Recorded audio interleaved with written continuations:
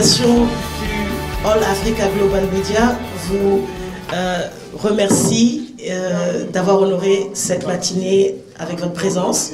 Et donc, pour ce faire, sans plus tarder, je souhaite inviter Madame la directrice régionale de All Africa Global Media, Madame Mariam Si, de venir faire le mot de bienvenue.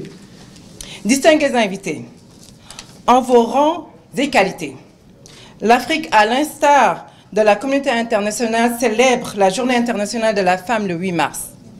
Depuis 4 ans maintenant, le groupe All Africa Global Media, fidèle à sa tradition de médias avant-gardistes, sacrifie à cette tradition pour fêter et célébrer un acteur essentiel de la marche du monde, de l'Afrique en particulier.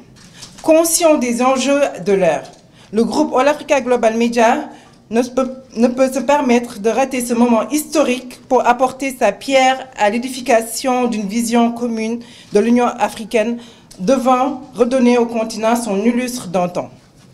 Il me plaît de souligner par cette présente édition revêt un cachet spécial car elle marque le lancement officiel du All Africa Women Agenda, AWA comme on dit.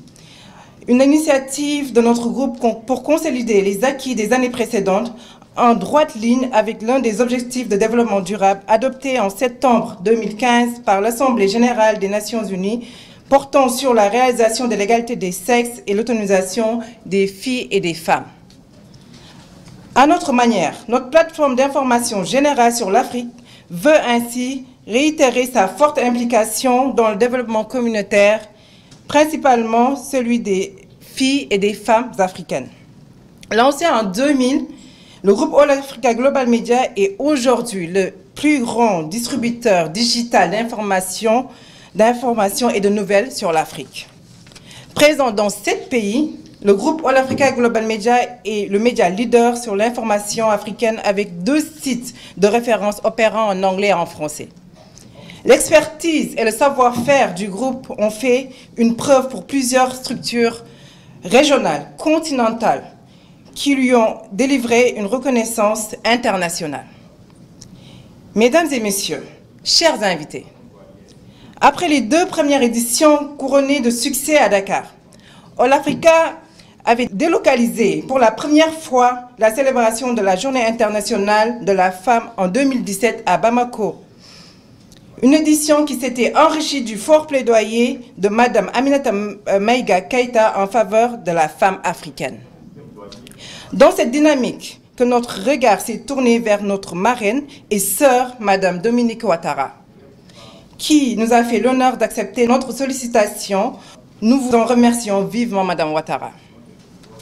Ce fut une suite logique et un choix judicieux, au regard de notre engagement aux côtés des femmes ivoiriennes qui assurent 60 à 80% de la production alimentaire du pays et occupent 67% de la main-d'œuvre agricole.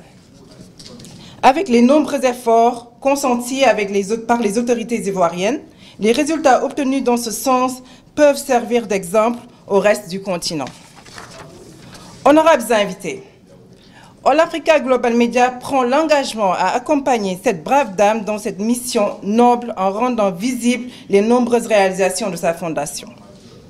Notre conviction est que l'émergence de notre continent ne peut se faire sans un leadership affirmé de nos femmes et l'accès à l'éducation pour nos filles, dans un environnement qui grandisse, une égalité de sexe, de chances réelles, effectives à tous les niveaux et une autonomisation des femmes. C'est bien cela le but que nous fixons, à l'instar de la communauté internationale, comme un idéal de société. C'est du domaine du possible, nos efforts communs et nos objectifs communs de réalisation nous y mèneront. J'en suis sûre. Je vous remercie encore une fois d'avoir répondu à l'invitation de All Africa Global Media et souhaite un plein succès à nos travaux tout au long de cette journée. Je vous remercie de votre aimable attention. Madame puisse venir ici. C'est Madame Vanessa Mungar. Elle est la directrice du département de l'égalité de genre des femmes et de la société civile à la BAD, qui est Banque africaine de développement. Madame Vanessa Mungar. C'est aussi l'ouverture d'une semaine très importante sur le continent. Comme vous le savez, la semaine qui comprend la journée internationale de la femme. Et je peux vous dire qu'on en parle partout. Il y a des centaines d'activités en Côte d'Ivoire. Et le thème global de cette année, de la Journée internationale de la femme, c'est accélérer le progrès pour l'égalité des genres. Et c'est un thème qui tombe réellement à pic, parce que la bonne nouvelle que je vois, que j'observe dans mon travail tous les jours, c'est que l'égalité du genre, aujourd'hui, est au centre de tous les débats. Tous les débats de développement socio-économique. On ne parle que de ça. L'égalité des femmes et des hommes, les femmes au centre des interventions de développement. Donc que ce soit au niveau régional ou global, il y a une vraie prise de conscience et une vraie acceptation du fait que les femmes doivent être au centre de nos interventions et qu'on doit avoir une égalité aussi bien en termes de droits, mais que d'accès à l'opportunité. Et que c'est un facteur clé, sinon un facteur sine qua non, pour que nous puissions développer des sociétés stables et prospères. Mais on a une vraie urgence. Et je voudrais vraiment parler d'urgence quand il s'agit d'Afrique subsaharienne. Parce que bon, on en parle beaucoup, mais l'action ne suit pas encore. Et les femmes sur notre continent sont marginalisées politiquement, socialement, économiquement, alors qu'elles représentent la moitié du continent. Et on sait qu'aujourd'hui, l'inégalité coûte à l'Afrique subsaharienne environ 95 milliards d'euros par an. 95 milliards qui pourraient être une croissance ici, sur place, qui n'aurait pas besoin de flux étrangers en termes d'aide internationale. Donc, au-delà du cas moral, il y a un réel cas économique qui doit être fait. Et à la Banque africaine de développement, nos 5 grandes priorités, notre agenda des high five, comme l'appelle le président, ont pour l'Afrique une vision où les hommes et les femmes ont des opportunités égales. Nous faisons le plaidoyer pour des politiques d'égalité qui encouragent les femmes à travailler, à lancer des entreprises et à participer à la croissance du secteur privé, aussi bien en tant que consommatrice, que productrice, qu'entrepreneur. Nous estimons que l'écart de financement pour les femmes entrepreneurs à travers toutes les chaînes de valeur en Afrique est de l'ordre de 42 milliards d'euros. Et si vous regardez juste la chaîne de valeur agricole, il s'agit d'environ 16 milliards. Si les femmes qui travaillent dans la chaîne de valeur agricole avaient accès aux mêmes ressources que les hommes, on pourrait augmenter la production africaine d'environ 30%. Et on pourrait sortir plus de 150 millions d'Africains de la faim. C'est pour ça que l'égalité des genres est au centre de toutes nos stratégies, de l'agriculture à l'énergie, à la création d'emplois.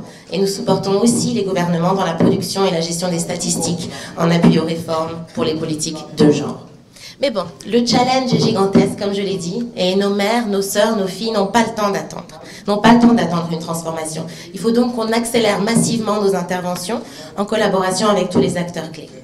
Mais j'aimerais revenir sur le thème de cette journée en particulier, l'autonomisation économique et l'éducation en milieu rural. Ce sujet ne pourrait pas être plus proche de mon cœur. Comme la plupart d'entre nous, dans cette salle, bonne partie de ma famille vit en milieu rural. Et c'est de là, de cet héritage, que je tiens la plupart de mes valeurs. Je suis tchadienne et ma grand-mère fait partie des 75% de femmes tchadiennes qui ne savent ni lire ni écrire. Pourtant, je reste convaincue qu'elle savait compter. Parce qu'elle a travaillé toute sa vie au champ. Elle a travaillé dur. Elle a économisé petit à petit pour acheter petit à petit des parcelles de terrain qu'elle s'acharnait à clôturer pour avoir des choses à nous laisser. Et quand elle a senti qu'elle allait bientôt être rappelée par son créateur, elle a rassemblé toute la famille et elle a dit « Tous les terrains là que vous voyez, je les laisse uniquement pour mes filles. » Elle avait 10 enfants, dont 6 filles. Et elle a voulu laisser ces terrains pour ses filles, pour qu'aucune d'entre elles ne soit jamais 100% dépendante de quelqu'un d'autre. Et on parle d'une femme qui est née au Tchad au début du XXe siècle. Et ça me montre que la lutte pour l'accès à l'opportunité, pour la justice et pour l'indépendance économique des femmes n'est pas un sujet qui est rattaché à une région du monde en particulier, ni à une culture en particulier. Il s'agit là de sens commun. Ma grand-mère a fait énormément avec ce qu'elle avait, mais imaginez ce qu'elle aurait pu faire si elle avait eu cet accès à une économie, à la participation à l'économie, si elle avait eu accès à l'éducation. Et je sais que c'était son rêve pour nous toutes, ses descendantes. Donc il est fondamental pour l'Afrique d'accélérer massivement ses investissements dans l'autonomisation des femmes et pour que nos politiques accompagnent ces femmes à travers l'accès à l'éducation, numéro 1. Pour ouvrir un monde de possibilités. L'éducation, c'est la plus grande arme qu'on a pour changer le monde, comme disait Nelson Mandela. Mais c'est aussi pour moi le facteur qui peut aider à un maximum d'égalité. Donc accès à l'éducation, numéro 1. Numéro 2, accès à la santé. pour un accès aux soins, mais aussi un accès au choix. Et je parle là de santé reproductive pour les femmes. C'est aujourd'hui un sujet qui n'est plus tabou sur notre continent, et j'en suis très heureuse, parce qu'il ne s'agit pas de contrôle des natalités, il s'agit de choix. Que chaque femme ait un choix de la composition de sa famille et de son destin. Je ne connais aucune femme au monde, et ça je m'acharne à le dire partout où j'ai l'occasion, donc je le dirai aussi aujourd'hui. Aucune femme au monde ne veut mettre au monde un enfant qu'elle ne peut pas nourrir. Aucune femme au monde ne veut risquer de perdre la vie en donnant naissance parce que ses grossesses ne sont pas assez espacées. Donc il s'agit de choix. Et enfin, l'accès à l'opportunité économique pour que les femmes puissent pleinement participer à la croissance de notre continent. Donc nous devons tout faire pour que ça arrive. Et enfin, puisqu'on a beaucoup de dirigeants dans la salle aujourd'hui, on doit aussi se battre pour plus de représentativité dans le leadership, aussi bien au niveau du secteur public qu'au niveau du secteur privé. Parce que les sphères de leadership dans le monde doivent représenter les sociétés qu'elles dirigent.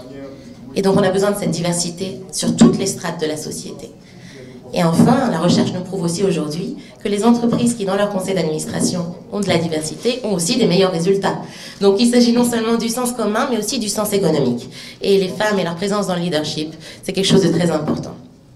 Donc le challenge est de taille. Il demande une collaboration, une prise de responsabilité de toutes les parties prenantes. Et je remercie beaucoup All Africa d'avoir mis en place cette importante journée, car toutes les avenues qui nous permettent de nous rassembler et de nous aligner pour mieux avancer sont vraiment nécessaires. Elles sont indispensables. Donc travaillons ensemble pour accélérer le progrès vers l'égalité des genres et pour réaliser le rêve d'une Afrique forte de tout son potentiel, dans laquelle tous ses enfants, filles et garçons, ont le droit de réaliser leurs rêves. Merci. De nombreux plans d'émergence ont émergé en Afrique. Il s'agit principalement du plan national de développement de Côte d'Ivoire, qui a sa sœur jumelle au Sénégal déclinée à travers le plan Sénégal émergent. Vous avez également certainement entendu le plan Bénin émergent, comme le plan stratégique Cameroun émergent. L'émergence de ces plans d'émergence, pour ainsi dire, est un symbole fort. Elle traduit un nouveau volontarisme pour la transformation de notre continent, la transformation qualitative. À l'échelle communautaire, il y a également des plans de développement qui ambitionnent de faire de nos espaces communs des terres d'émergence. Il s'agit du programme économique régional de l'UEMOA, décliné à travers 16 projets majeurs intégrateurs qui visent à travers la construction de voies et communications, par l'informatique, par les routes, par les ponts, par les chemins de fer, par les voies aériennes, à renforcer la mobilité des personnes, des biens et des capitaux dans notre espace sous-régional. Mieux encore, à l'échelle de la communauté économique des États de l'Afrique de l'Ouest, la CEDEAO, s'est dessiné depuis 2012 le projet de programme communautaire de développement, à travers 242 projets portant sur 18 secteurs économiques. À l'échelle africaine, un autre plan a émergé depuis 2010 qui porte le nom de PIDA, Programme de développement des infrastructures en Afrique. Comme vous le voyez donc, il y a une conjugaison des efforts au niveau national et au niveau régional qui vise à faire de notre continent un espace de progrès. Tous ces plans ont en commun de mettre la femme au cœur du processus d'inclusion, au cœur des acteurs de transformation structurelle de l'Afrique. Alors, pour cela, il convient de préciser que la dimension investissement qui porte le plus haut intérêt pour Madame le ministre que j'ai l'honneur de représenter ici, joue un rôle important à travers la promotion de quelques projets sur lesquels je reviendrai tout à l'heure. Au-delà des aspects purement macroéconomiques comme la bonne tenue des cours des matières premières, les bases de l'envol de l'Afrique peuvent porter sur l'amélioration continue de notre stabilité. Tous ces plans que je viens de décliner posent la stabilité comme condition première de la pérennité des actions de développement. Alors stabilité ne veut pas dire éviter la guerre, l'absence de troubles. Mais stabilité voudrait également dire inclusion de tous les acteurs potentiels dans le processus de création de richesses, y compris les femmes, et d'abord les femmes. En ce qui concerne le plan Sénégal émergent, le diagnostic qui a fondé sa mise en œuvre reposait sur un constat. que les femmes occupent le segment du plus grand nombre de chômeurs, que les femmes travaillent dans des conditions de pénibilité extrêmes, que les femmes sont souvent exclues de certains secteurs. Alors c'est pourquoi nous avons défini 3 axes de progrès dans le plan Sénégal émergent. La transformation structurelle qui vise à retourner l'économie pour créer des secteurs à fort impact social qui feront travailler beaucoup de personnes.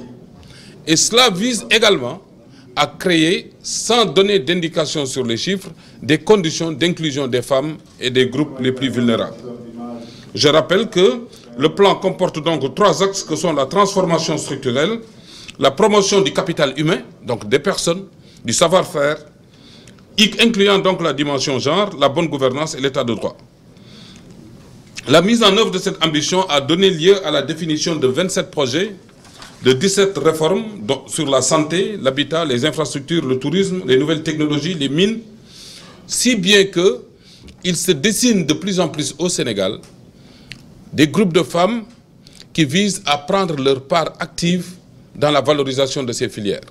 C'est ainsi que nous avons Women in Mining, qui est une organisation très puissante au Sénégal, et chose qu'on n'avait pas osé imaginer il y a 10 ans, c'est des femmes qui se sont construites en association pour apporter des services et de savoir-faire dans les mines.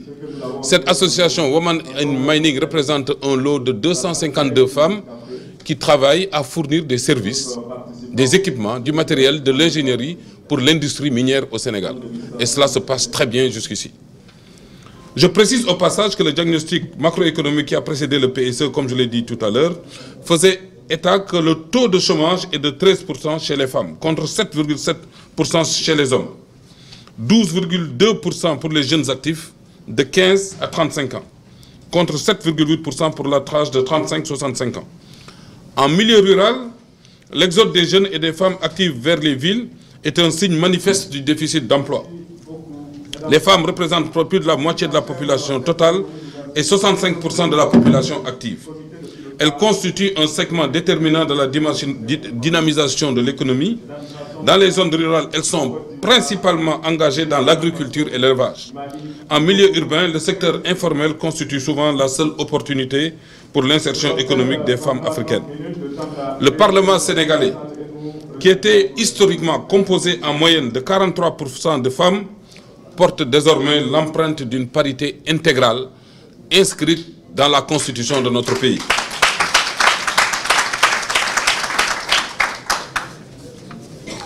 Mesdames et messieurs, il y a beaucoup de perspectives heureuses pour notre continent à la lumière du volontarisme que je viens de décliner tout à l'heure. Toutefois, des défis se posent encore pour nous. Ces défis portent notamment sur les lourdeurs administratives qui s'attachent au progrès des femmes. Il y a quelques faits assez intéressants que je voudrais partager avec vous en tant que directeur de la promotion des investissements et qui renseignent sur la caractéristique des femmes dans l'investissement. En France, par exemple, où j'étais il y a 2 semaines pour représenter le Sénégal dans une manifestation de promotion d'investissement, la digitalisation, c'est-à-dire l'informatisation intégrale du circuit de production, a pris un essor considérable. Et en France, les femmes en ont pris le pouvoir parce qu'elles avaient des prédispositions pour le faire dès lors que c'est un travail qui n'implique pas une pénibilité extrême et donc qui requiert une finesse de savoir-faire qui appelle leurs compétences. Ça, c'est le premier constat. La domestication de la production. Vous savez tous, en Côte d'Ivoire, au Bénin, ou jusqu'en Afrique du Sud, en Algérie, il se pose désormais une problématique majeure. Au niveau économique, c'est de consommer ce que nous produisons, c'est-à-dire la consommation domestique, ou alors quand on parle de patriotisme économique. Alors, Madame le ministre a l'habitude de dire que dès lors que ce sont les femmes qui vont faire le choix de consommation, elles constituent le principal levier pour promouvoir la consommation de ce que nous produisons. Et donc, de ce point de vue, les femmes sont un vivier important pour transformer le modèle de consommation qui préserve et qui favorise la consommation de produits africains. Car c'est elles, encore une fois, qui font les choix de consommation. Le Brésil offre un excellent exemple à cet égard. N'est-ce pas le président Lula qui, en 2007, avait décidé pour booster la production, pour donc améliorer les conditions économiques du pays, de distribuer à chaque femme brésilienne une carte de crédit par laquelle elle va faire ses achats pour ses enfants, pour elle-même, pour les ménages, les femmes les plus pauvres, ça s'entend. Et on lui a demandé un jour, pourquoi vous ne donnez pas la carte au chef de famille? Et dit, avec la femme, au moins, j'ai l'assurance que la consommation va être assurée dans la famille.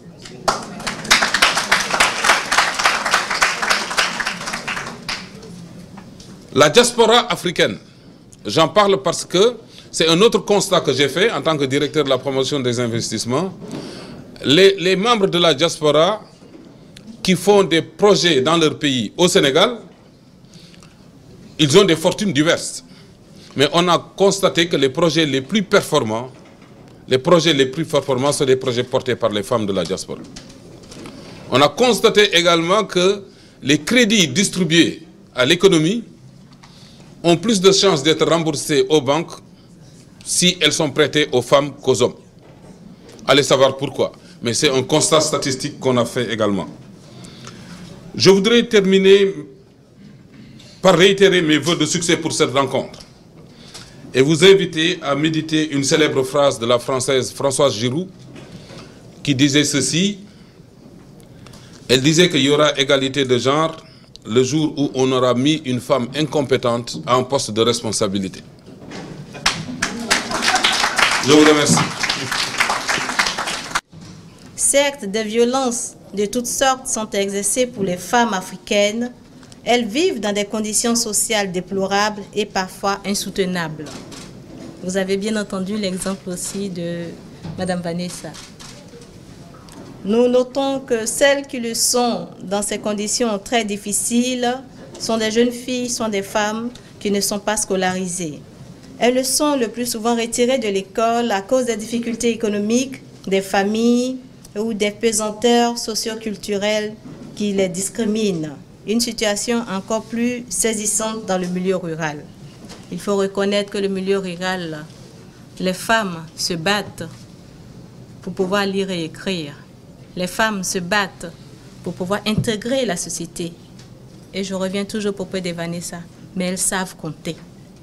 Quand elles savent compter, il faut les prendre en charge. Il faut lutter pour qu'elles puissent elles-mêmes connaître ce que c'est que la comptabilité simplifiée. Qu'elles sachent elles-mêmes tenir leur journal. C'est pour cela que le ministère de la Femme, de la protection de l'enfant et de la solidarité ne saurait être en marge de cette activité. Parce que nous devons porter la voix des femmes là où les oreilles sont bouchées. Nous devons porter la voix de la femme pour que tout investisseur que vous êtes, ce partage de personnalité puisse se dire cette année, il faut une bonne inclusion financière pour les femmes et les filles en milieu rural. La ministre me charge de vous dire que le tableau sombre ne doit pas nous faire peur, ne doit pas nous perdre de vue les avancées formidables qui sont réalisées à travers le continent. Vous l'avez noté ensemble avec nous, l'action du Compédium, c'est vrai. Vous avez noté aussi ensemble avec nous les différentes actions de nos IFEF, qui sont nos institutions féminines, qui permettent aux femmes d'apprendre à lire et à écrire, qui permettent aux femmes d'apprendre à compter, qui permettent aux femmes de se prendre en charge en milieu rural. Il me semble que le rassemblement de ce jour ne peut valablement être retenu au nombre de ces avancées.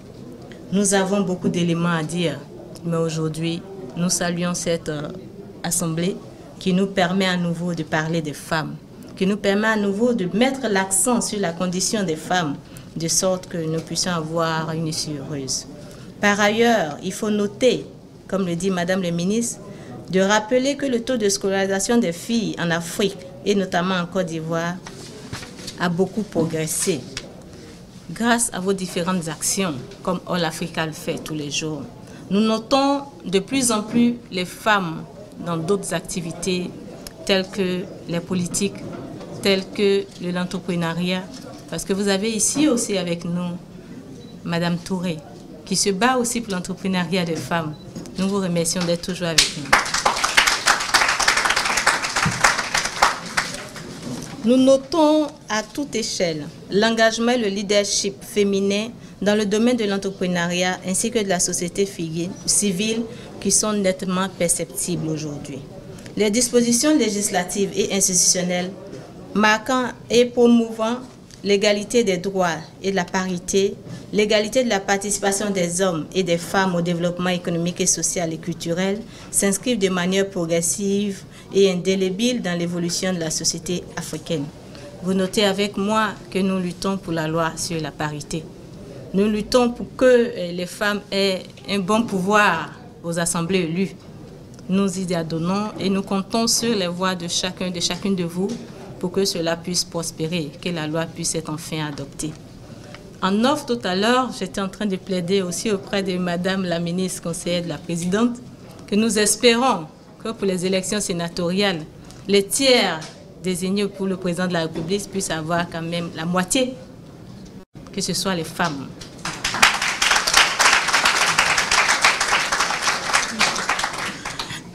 Je vous remercie. Il va falloir que nous luttons pour donner le droit à la parole et la présence des femmes dans des corps de métier, dans toutes les assemblées élues, dans des corps de métier considérés traditionnellement comme des métiers aussi aux hommes, tels que l'armée, là nous l'avons eu, mais il faut élever le pourcentage. La police également, nous continuons de lutter. Le génie civil commence à venir grâce à vous.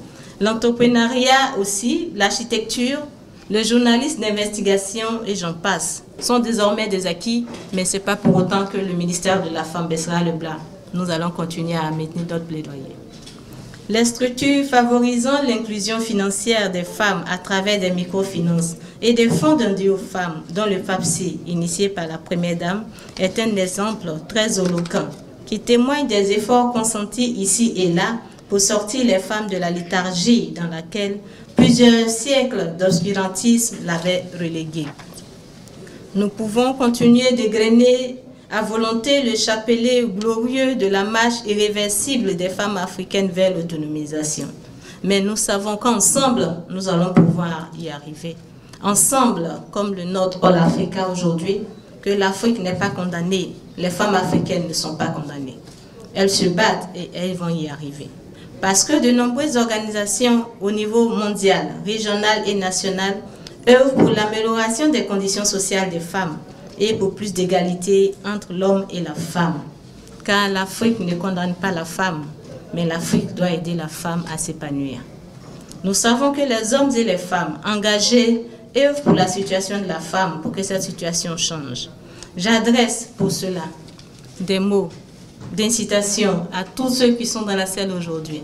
Nous devons y arriver, c'est vrai, mais nous avons tendance à plus aider les femmes en milieu urbain. Nous oublions parfois les femmes en milieu rural. Mais il est important pour chacun de nous d'œuvrer pour que les femmes en milieu rural puissent se prendre en charge. Nous avons parlé tantôt de la chaîne des valeurs. Mais pouvoir se prendre en charge en tenant compte de la chaîne des valeurs, cela suppose une sécurisation foncière, suppose la réduction de la pénibilité du travail, suppose la mise à disposition des ressources financières pour que ces femmes puissent demain aider la société. Nous le disons toujours, quand nous aidons les femmes en milieu rural, nous aidons la société. C'est vrai, parce qu'une femme épanouie aujourd'hui, financièrement, sert à éduquer ses enfants. Nous ne parlerons plus des enfants en rupture sociale.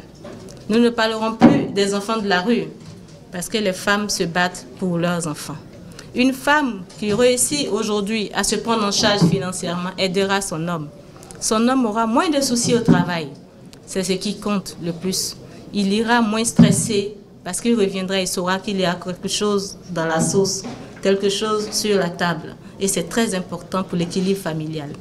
Mais lorsque l'homme repart tout tranquille au travail, ici à Donne, et nous avons des bons rendements, vous voyez comment la femme, de par son épanouissement, son autonomisation, permet de garantir la stabilité d'un pays, permet de participer à l'émergence d'un pays et permet de participer au développement de tout le capital humain qui est mis en place et permet d'avoir un avenir radieux pour nos enfants, pour une Côte d'Ivoire émergente. C'est en cela que Madame la ministre ne saurait s'arrêter sans dire merci à All Africa aujourd'hui, qui vient dans le contexte du mois de mars, continuer de magnifier la femme pour permettre à ce que l'inclusion financière soit effective. Elle adresse ses chaleureux remerciements au groupe All Africa Global Media, qui, à travers tout ce qu'ils servent à entreprendre, nous offre cet espace de partage d'expérience. nous faire le bilan de nos actions pour renouveler notre engagement au travers des femmes envers le développement. Elle remercie aussi tout le monde, vous qui êtes là. C'est parce que vous êtes acquis à la cause de la femme. C'est parce que les hommes ici sont aussi tous des efforchés. C'est parce que vous les femmes, vous savez que c'est main dans la main que nous allons aider. Et les femmes, certes, en milieu urbain, mais en milieu rural. Vous en êtes convaincus parce que ça se sent sur tous les regards aujourd'hui.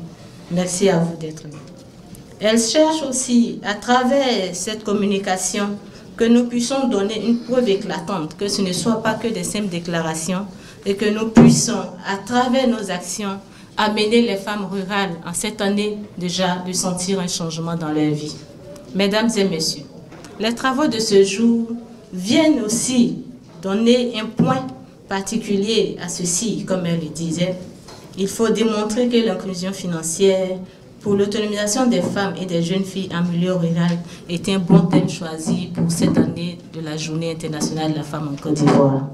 Le thème démontre qu'il y a encore des besoins, pour les femmes et les jeunes filles en milieu rural. Elles doivent occuper une place centrale dans le programme du gouvernement du président, ce qu'il a déjà commencé à faire par le biais de notre ministère. Il adresse les thématiques de l'accès de la jeune fille à l'éducation et à l'autonomisation en milieu rural, sans laquelle le développement ne peut être possible. Elle formule encore le vœu des échanges plus fructueux à cette rencontre et permet à ce que, après le mois de mars, qu'on peut déjà commencer à faire de bons bilans pour les femmes, parce qu'elles souffrent dans les fonds-points. Il faudrait donner un sens à la phrase que venait de nous dire Vanessa, que ce ne soit pas seulement la grand-mère ou la mère qui pense qu'il faut vraiment sauvegarder un bien pour les femmes, mais il faut seulement lutter, nous, pour mettre à disposition les ressources dont elles ont besoin. Parce qu'aujourd'hui, toutes les institutions financières attendent l'apport. Qu'est-ce qu'on a? J'interpelle Vanessa par mon regard. Qu'est-ce qu'elles ont à apporter pour être financées? Elles n'ont quasiment rien, mais elles ont leur bonne foi. Elles ont leur courage, elles ont leur détermination à pouvoir réussir. Donc c'est à travers vous que nous devons passer le message pour attendrir le cœur, de sorte que ces femmes aient le soutien et pouvoir se prendre en charge. Et grâce à elles, nous aurons une Côte d'Ivoire émergente, des enfants épanouis. Et nous n'allons plus aboutir à ce que nous constatons aujourd'hui.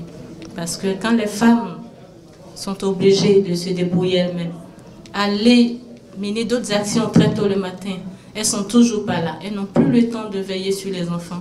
Et nous constatons malheureusement à ce que nous avons vécu ces 2 jours, le cas de notre petit Bouba. Donc il faut éviter que les femmes soient très loin des enfants parce qu'elles ont d'autres soucis. Il faut éviter que les hommes aussi ne s'entendent pas au soutien des femmes. Il faut pouvoir aider les femmes en aidant les enfants, en aidant les hommes pour une Côte d'Ivoire plus stable, pour une Côte d'Ivoire émergente. C'est le cœur vraiment plein de chagrin et d'espoir en même temps de Madame la ministre que je viens de vous dévoiler tout à l'heure pour un soutien éternel. Je vous remercie. Et enfin, l'honneur est pour moi de vous demander de bien vouloir applaudir son Excellence Madame Euphrasie Yao.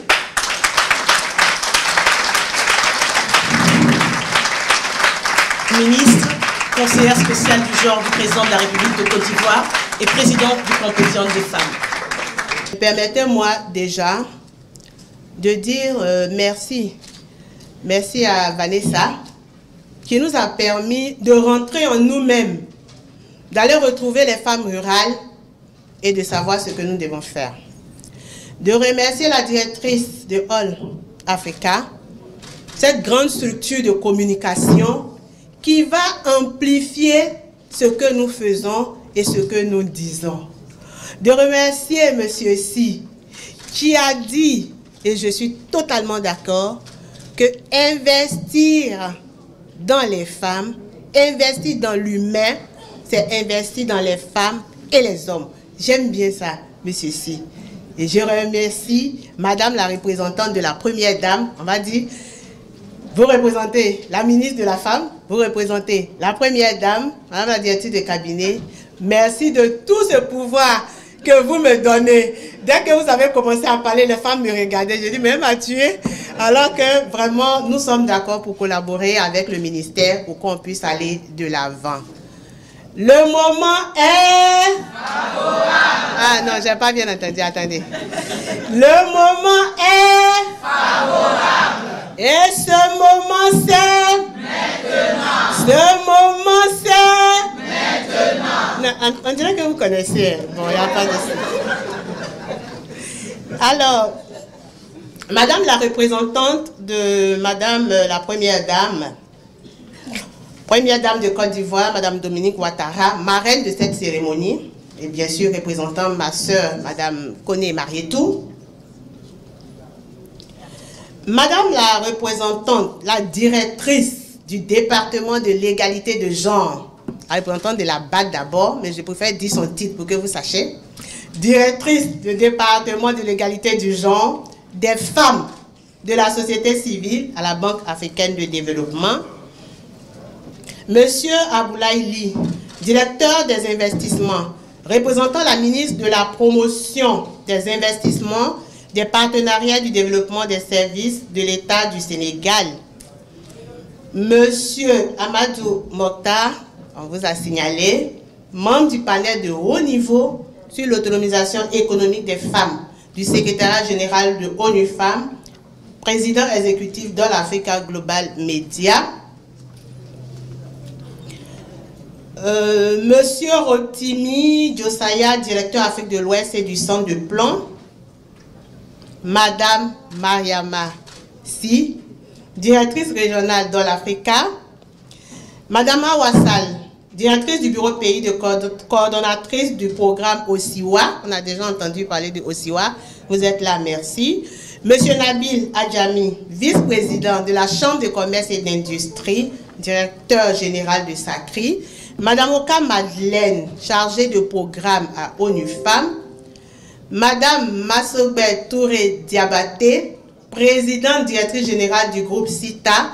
Je lui disais, femme compétente du compendium des compétences féminines de Côte d'Ivoire. Mesdames et messieurs, les représentants des différents ministères qui sont là, je vois la représentante du ministère de l'économie, ma chère sœur, je te salue. Chers amis journalistes d'ici et d'ailleurs, chers Iforchi, dynamique femme du compendium des compétences féminines de Côte d'Ivoire, chères sœurs, vous êtes là? Mesdames et messieurs, en vos rangs, grades et qualités, tout protocole respecté. C'est avec un réel plaisir que je participe ce matin à cette journée de réflexion organisée par le groupe All Africa Media. Cette initiative s'inscrit dans le cadre de la Journée internationale de la femme, édition 2018. Elle est si pertinente que nous devons amplifier ces actions de plaidoyer en faveur de la résolution des problèmes d'inégalité entre les hommes et les femmes.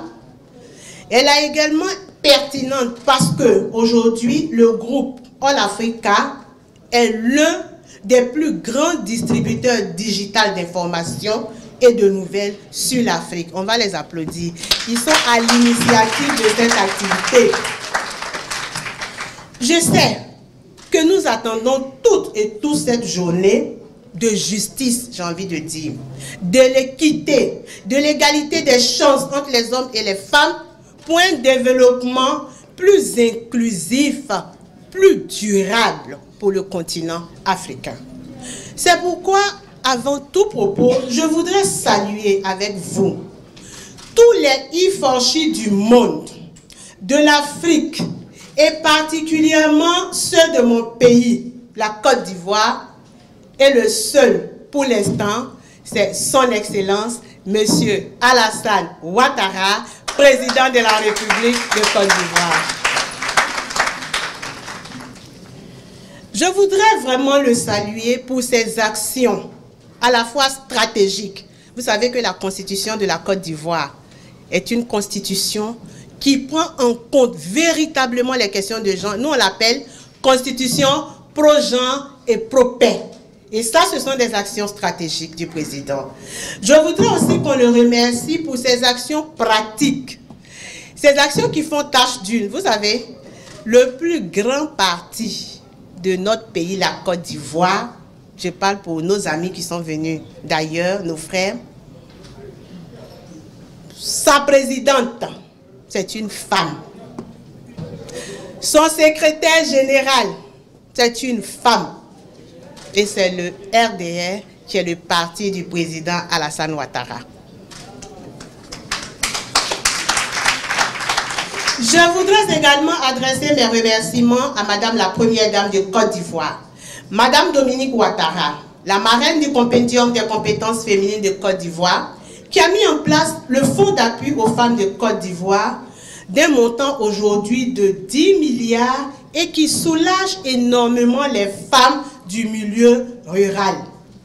Je voudrais associer à ces remerciements le président du groupe All Africa Media et toute son équipe pour les opportunités d'échange que vous nous donnez, mais surtout pour la promotion de la reconnaissance des efforts des femmes qui travaillent au quotidien pour l'autonomisation de toutes les femmes et surtout pour l'équité qui est cette justice sociale.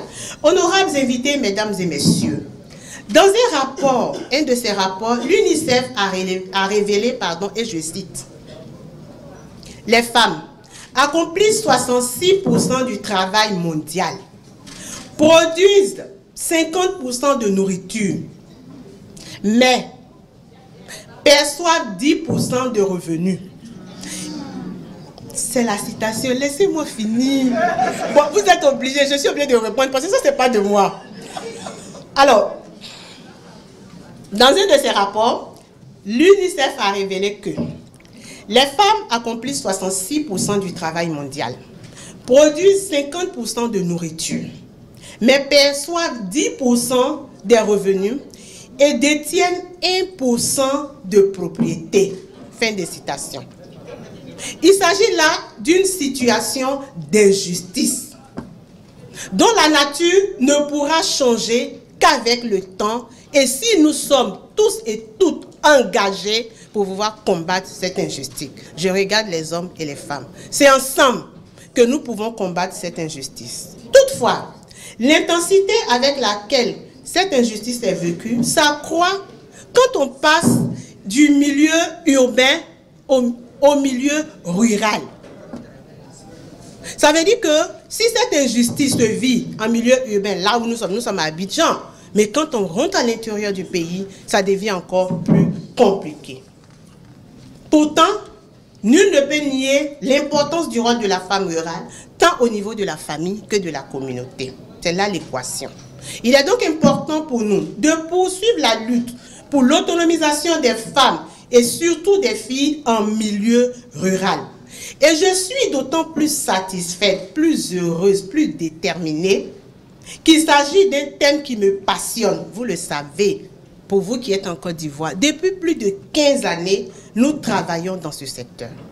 Selon les Nations Unies, l'autonomisation est un processus complexe d'accession des femmes à une pleine participation à la vie sociale, économique, civile, politique et surtout à l'exercice des droits correspondants. Autonomiser, moi je dis simplement autonomiser, c'est donner le pouvoir de. Le pouvoir avec. C'est avoir le pouvoir social et économique. Nous disons que autonomiser les femmes et les filles du milieu rural voudrait donc qu'on aille vers elles, au sein de leur communauté, pour d'abord comprendre leur vécu, puis identifier les clés ou les portes d'entrée avec lesquelles on pourrait leur permettre d'acquérir à la fois ce pouvoir dont je parlais, le pouvoir social en termes d'éducation et de santé, le pouvoir économique en termes d'accès et le pouvoir politique à tous les niveaux. C'est donc ce que la chaire UNESCO a fait pendant des années. Je vais vous parler simplement de 2 projets qui nous ont permis d'identifier ce que les femmes vivent en milieu rural et surtout de montrer que investir dans les femmes en milieu rural permet de développer tout un pays. Alors, le premier projet, en 2003, la Côte d'Ivoire a présenté un projet à Cannes, en France, devant des universitaires, devant l'UNESCO. Il s'agissait d'impliquer les femmes leaders rurales dans la gestion des ressources en eau, dans la gestion des pompes hydrauliques villageoises pour que l'eau potable soit pérennisée en milieu rural. On était en 2003. Nous avons identifié les stratégies genre qui nous permettaient de réussir ce programme. Quand on l'a présenté à l'UNESCO, avec ses résultats, d'abord, les femmes sont devenues autonomes. Elles discutaient avec les hommes sur la gestion d'une ressource qui les concerne de près, qui est l'eau, une ressource vitale. Deuxièmement, elles-mêmes, par la gestion des ressources de l'eau en milieu rural, elles ont eu des ressources. Elles ont commencé à produire du manioc. Vous connaissez la tiéké, la transformation du manioc. Le placali, qu'on appelle aussi la transformation. Les femmes sont devenues autonomes. Elles ont commencé à gérer l'hygiène avec les hommes. Elles ont eu de l'assurance. Elles ont créé la coopérative l'ANAIA, qu'on appelle confiance. Mesdames et messieurs, c'est un investissement qui est rentable. Et au-delà, la Côte d'Ivoire a été primée à l'UNESCO en France en 2004. 2 années après, nous avons eu une chaire qu'on appelle Eau, Femmes et Pouvoir de décision, dont je suis la titulaire. Ça, c'est en 2003. En 2011, tout près de nous, à l'initiative du président de la République, son Excellence Alassane Ouattara, l'initiative du programme Compendium des compétences féminines de Côte d'Ivoire, qui est un programme visant la valorisation des compétences féminines, on en parlait tout à l'heure, a eu un grand volet pour les femmes qui vivent en milieu rural et périurbain. Je vais présenter le compendium tout à l'heure. Mais ce que vous devez savoir, c'est que ce sous-programme ne mène pas des actions sociales, ne mène pas des actions à caractère social. On ne distribue aucun don. Parce que les femmes rurales ne sont pas pauvres. On a simplement besoin de valoriser leurs compétences, de les aider à sortir de la pauvreté par elles-mêmes, tout en leur redonnant leur dignité. C'est ce que nous sommes en train de faire. Je vous présenterai les résultats. C'est donc un chemin qui pourra conduire, si nous développons l'expertise de ces femmes en milieu rural. Et nous... Ok. C'est un chemin qui pourra nous conduire, si vous voulez, et toutes ces femmes avec nous, sur l'excellence, l'amélioration de leur niveau de vie. C'est tout ce dont elles ont besoin. Les femmes rurales ne doivent plus mourir pauvres, ni repartir à la tombe avec ce qu'elles savent, ou ce qu'elles détiennent de plus fort en elles-mêmes. Elles doivent bénéficier, avec l'appui de tous, les chefs traditionnels, les leaders religieux, les jeunes, en vue de développer leur plein potentiel. C'est ce que nous sommes en train de faire dans le centre de la Côte d'Ivoire et les résultats sont merveilleux tout simplement. Car, comme le dit la Banque mondiale, et si l'émergence était une femme? Mais nous allons paraphraser la Banque mondiale pour dire, et si l'émergence était une femme rurale? Ces femmes représentent aujourd'hui 49% de la population. En Côte d'Ivoire, 48%. Il s'agit donc d'une force sur laquelle nous devons capitaliser pour aller à l'émergence que nous souhaitons tant. Ainsi, mener des actions en faveur des femmes rurales ne doit pas être vu comme une dépense, mais comme un investissement qui certainement vous donnera un retour sur investissement auquel vous ne vous attendez pas. Alors, femmes de Côte d'Ivoire et d'ailleurs, mesdames et messieurs, femmes du compendium, je voudrais avec vous déclarer ouvert le forum All Africa Women Agenda, édition 2018. Que Dieu vous bénisse. Je vous remercie.